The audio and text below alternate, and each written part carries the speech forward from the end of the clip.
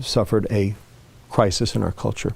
And I believe it comes down to a mistake that we've made between the interpretation of two of our most important and positive emotions, pleasure and happiness.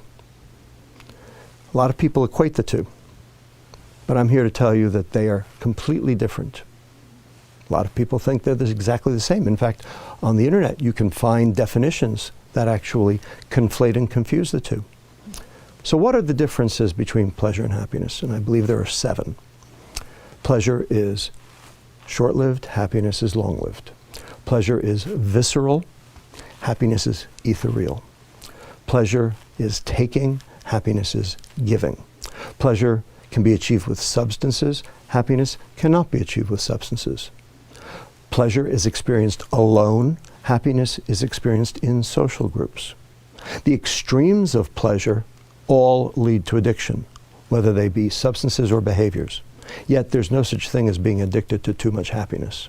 And finally, number 7, most important, pleasure is dopamine and happiness is serotonin. Now, these are 2 biochemicals, these are 2 neurotransmitters, these are 2 chemicals that the brain makes and uses to communicate between one neuron, brain cell, and another.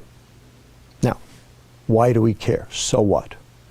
Well, turns out dopamine excites the next neuron. And neurons, when they're excited too much, too frequently, tend to die. So the neuron has a defense mechanism against that. What it does is it reduces the number of receptors that are available to be stimulated in an attempt to try to mitigate the damage. When you say to be stimulated, you mean to be excited? To be excited, that's right. And so we have a name for that process. It's called downregulation. And a lot of different chemicals in the body do that. Now, you get a hit, you get a rush, the receptors go down.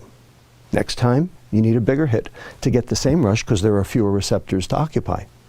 And you need a bigger hit, and a bigger hit, and a bigger hit, until finally taking a huge hit to get nothing. That's called tolerance. And then when the neurons start to die, that's called addiction. Serotonin, however, is inhibitory. It's not excitatory. It inhibits its receptor to provide contentment, to zen out, if you will. So you can't overdose the serotonin neuron. And what does it mean to inhibit a receptor? What it means is it binds, but it doesn't activate the process beyond the receptor. So what it does is it basically slows down those neurons instead of causing them to fire up. And so in doing so, you end up with the process of contentment, that feeling of one with the world, if you will, that thing we call happiness. Now, there's one thing that downregulates serotonin, dopamine. So the more pleasure you seek, the more unhappy you get.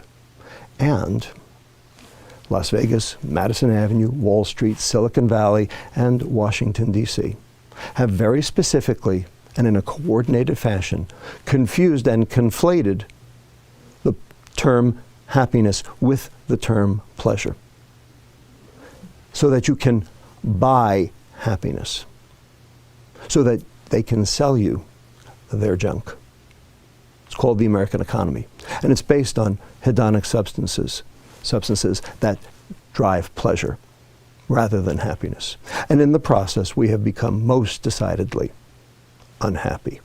And the problem is, you can't fix a problem unless you identify what the problem is.